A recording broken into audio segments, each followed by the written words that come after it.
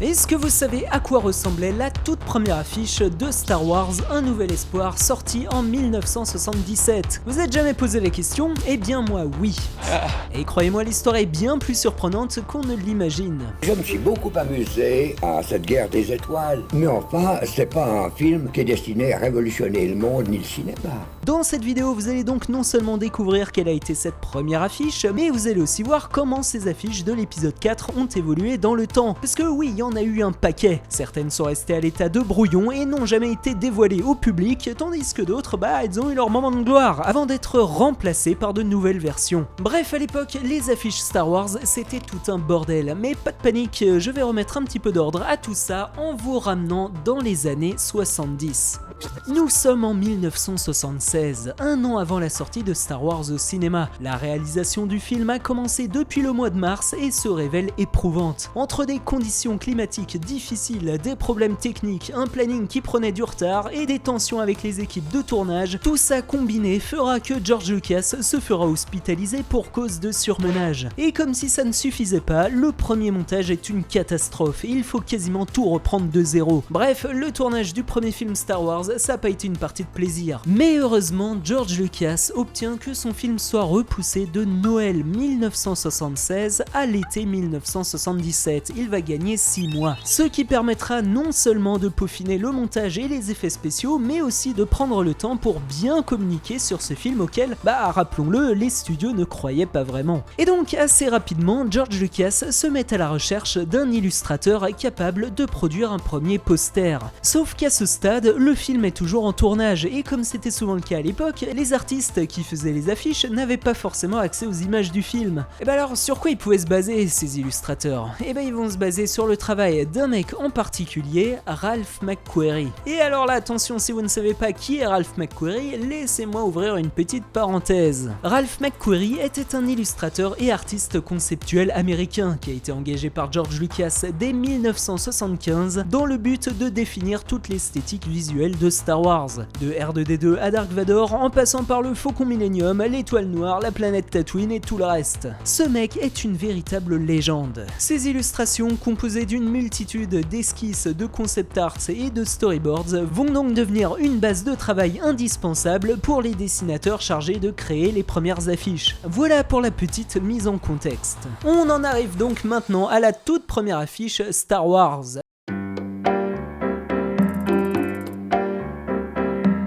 Comme je le disais, George Lucas, c'était un précurseur en matière de marketing. Et donc, dès le début, il ne voyait pas Star Wars comme un simple film, mais comme une marque qui devait être déclinée sous différents formats. Il y aura donc les films, évidemment, mais il y aura aussi les jouets, le merchandising, plus tard il y aura les jeux vidéo, mais il y aura surtout au début les bandes dessinées. Ça, c'était un truc très important pour George Lucas. Il imaginait ces bandes dessinées dans la pure tradition des comics de science-fiction et des serials des années 30-40, du style Flash Gordon, dont Lucas s'est largement inspiré. Et donc, après avoir obtenu un délai supplémentaire pour la sortie du film, George Lucas va vouloir imprimer la marque Star Wars dans la tête des gens et susciter l'enthousiasme des fans de science-fiction. Il décide donc de s'associer à Marvel pour éditer une bande dessinée qui permette de faire le lien entre les lecteurs de comics et le cinéma. Et pour illustrer ces comics, Lucasfilm engage un dessinateur, Howard Chaykin. Howard Chaykin, c'est un artiste qui bossait pour Marvel et DC Comics et qui va donc non seulement dessiner les 10 premiers numéros de la bande dessinée Star Wars,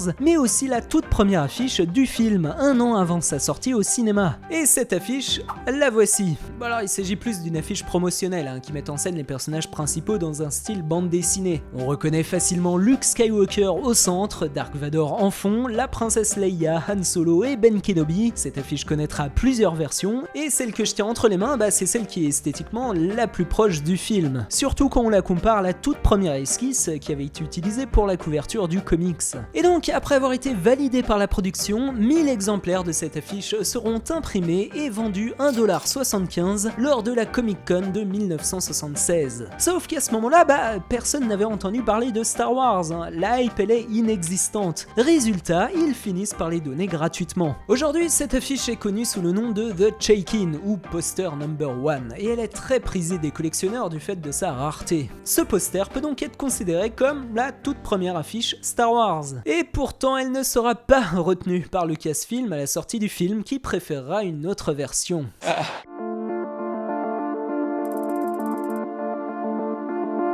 Au début de l'année 1977, soit 5 mois avant la sortie du film, George Lucas veut une nouvelle affiche plus épique qui capte directement l'attention. Il fait donc appel à Tom Young, un illustrateur freelance connu à l'époque pour son affiche du Dr Zhivago. La légende raconte d'ailleurs que Lucas l'aurait personnellement engagé après avoir admiré son travail sur une réédition d'Autant en emporte le vent, avec cette nouvelle affiche qui présente Vivien Leigh dans les bras de Clark Gable. Un des rares exemples d'une affiche devenue tellement iconique qu'elle en a réussi à éclipser l'original. Donc George Lucas appelle Tom Young et ce dernier accepte la mission de réaliser l'affiche d'un nouvel espoir. Sauf qu'à ce moment-là, il peut pas encore trop se baser sur les images réelles du film, ce qui fait qu'il va en grande partie s'inspirer des travaux de Ralph McQuarrie dont on a parlé juste avant. Et pour le guider, George Lucas va lui donner une seule consigne, il souhaite que le poster illustre le bien contre le mal. En gros, il faut que ça évoque une grande épopée biblique avec un héros dans une posture mythologique. Et voilà le résultat, il s'agit du premier poster officiel Star Wars,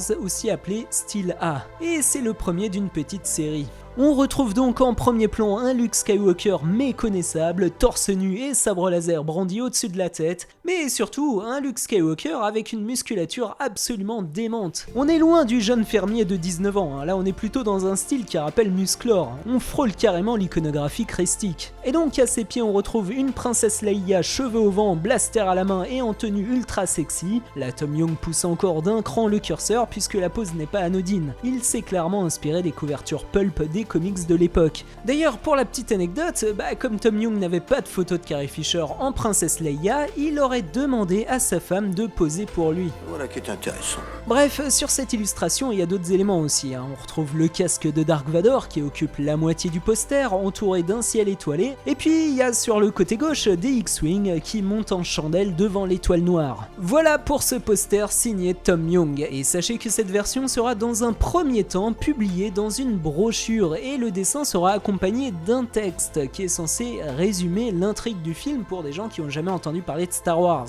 Voilà ce qu'on pouvait lire. En l'an 3000, quand les vaisseaux spatiaux traversent la galaxie à la vitesse de la lumière, quand l'humanité connaît toutes les races extraterrestres dans un univers infini, quand les robots sont plus complexes que l'esprit humain qui les ont créés, quand 1 milliard de soleils et leurs planètes sont contrôlés par une force unique et impressionnante, quand les vertus de l'amour, de la liberté et de l'héroïsme sont mises à mal, à ce moment-là, un homme vivra une aventure épique, une aventure telle que l'homme n'en a jamais connue. Bon, évidemment, ce résumé aujourd'hui paraît totalement kitsch, mais si le texte sera rapidement abandonné, l'illustration de Tom Young, elle restera, et mieux que ça, elle évoluera. Ce qui donnera un peu plus tard cette version, souvent considérée comme la plus culte et la plus aboutie de Tom Young. Parmi les différences notables, déjà il y a l'ajout de couleur, qui laisse encore plus entrevoir la musculature de Luke. Leia quant à elle est un peu plus habillée, et surtout on reconnaît la fameuse coupe de cheveux en pain au raisin de Carrie Fisher. Mais on peut également noter la présence des 2 droïdes en bas à droite de l'affiche. Et cet ajout n'est pas anodin puisqu'il a été influencé par un autre poster réalisé juste après.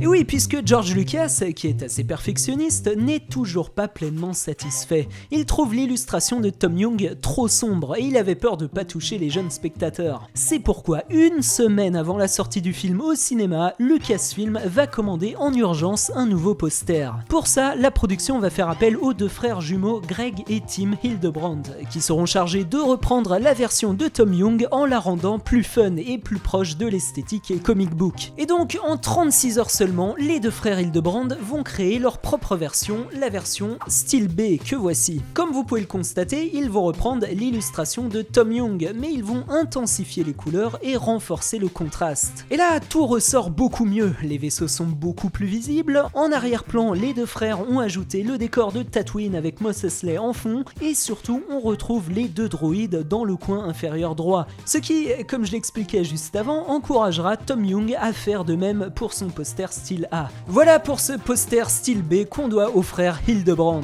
D'ailleurs, on voit leur signature juste ici. Et devinez quoi, c'est cette version qui sera affichée dans les cinémas américains lors des premières semaines d'exploitation. Une affiche qui, aujourd'hui encore, est considérée par beaucoup de fans comme la plus emblématique du film. Mais vous allez voir, il y en a une troisième qui arrive et elle va rapidement prendre le dessus sur les deux autres.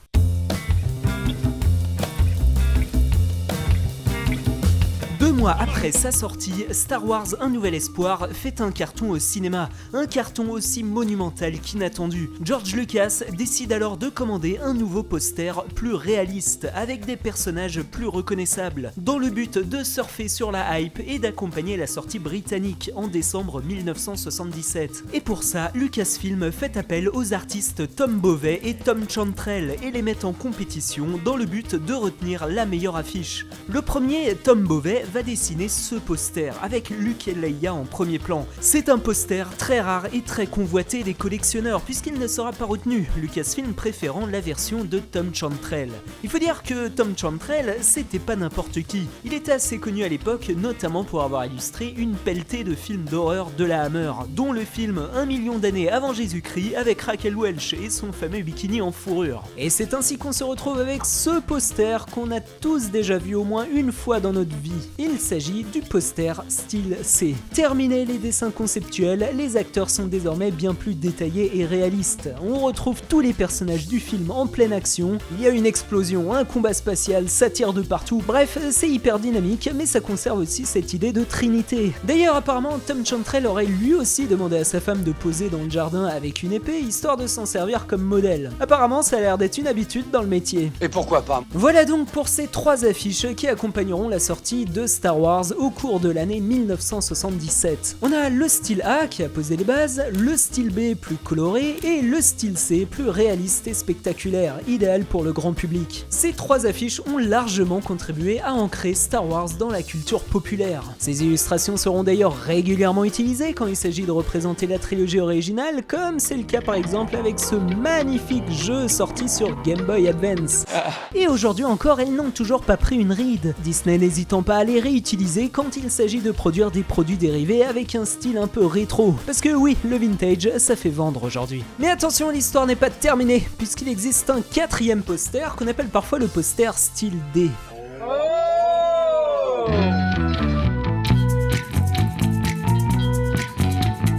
On est alors en 1978, soit un an après la sortie d'Un Nouvel Espoir dans les cinémas américains. George Lucas, qui est alors sur le toit du monde, demande la création d'un nouveau poster dans le but de relancer un peu la promotion du film. Et pour ça, il fait appel à 2 illustrateurs qui bossaient en binôme à l'époque, Drew Struzan et Charles White. Alors Drew Struzan, même si ce nom vous dit rien, vous le connaissez tous. C'est celui qui signera plus tard les posters des plus grandes franchises du cinéma comme Indiana Jones, les Goonies, Blade Runner, Retour vers le futur, Harry Potter et j'en passe. On le reconnaît à son style caractéristique de peinture à l'huile. Ce mec pèse de ouf et demeure aujourd'hui encore une référence incontournable dans le milieu. Sauf qu'en 1978, Drew Struzan, il est au début de sa carrière et avec son partenaire Charles White, il accepte la proposition de George Lucas et réalise un nouveau poster de l'épisode 4. Et voilà ce que ça donne. On a là un peu une mise en abîme, une affiche dans l'affiche qui semble tout droit sortir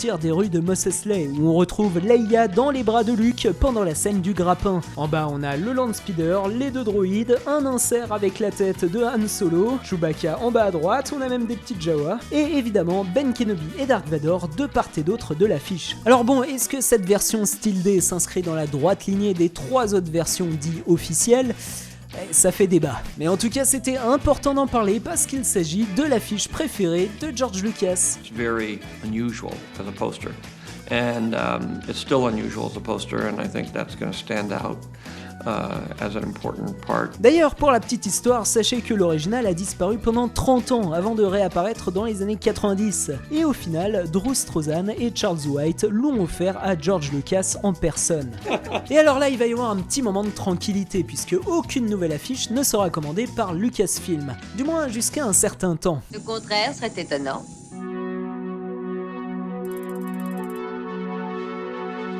Et oui, puisque l'histoire n'est toujours pas terminée, à la fin des années 90, George Lucas fait de nouveau appel à Drew Struzan et lui demande de bien vouloir redessiner les affiches des épisodes 4, 5 et 6 pour la sortie des éditions spéciales de 1997. Et alors l'affiche de l'épisode 4, la voici. On reconnaît directement la patte de Drew Struzan avec son style pictural détaillé et expressif. Comme à son habitude, on retrouve une composition pyramidale dynamique et le contraste est rendu possible avec ses couleurs chaudes qui créent une tension visuelle entre le bien et le mal. Et ce travail qu'il fera pour les éditions spéciales permettra d'assurer une certaine harmonie avec la prélogie qui était à l'époque en cours de production, puisque Drew Struzan, dans le cadre d'un partenariat avec Lucasfilm, il signera également les posters des épisodes 1, 2 et 3. Ce poster de Drew Struzan reste donc à ce jour le dernier vrai poster de l'épisode 4, dans le sens où c'est le dernier qui a été illustré à la main, ce qui marque la fin d'une époque. Alors évidemment, par la suite, d'autres affiches ont été conçues, notamment pour les éditions DVD, les coffrets Blu-ray et tout, mais bon, ce sont plus des collages numériques que de véritables illustrations faites par des dessinateurs. C'est pourquoi je vais pas m'étendre là-dessus. J'aurais pu également revenir sur les différentes affiches étrangères qui ont été réalisées par d'autres artistes, et dont certaines sont absolument magnifiques. Enfin, j'aurais pu vous montrer tous les visuels promotionnels de l'époque, bourrés d'inventivité. Mais ce n'est pas l'objet de la vidéo. Je suis pas payé pour faire autre chose. Mais alors attention, avant de se quitter, je me dois d'ouvrir une dernière parenthèse. Si vous avez bien remarqué ces affiches, vous aurez peut-être remarqué un détail. Le logo iconique de Star Wars, que vous connaissez tous, est presque toujours absent. Mais alors comment ça se fait ? Eh bah pour le savoir, il faut brièvement revenir aux origines du logo, parce que ça aussi ça a été un joyeux bordel.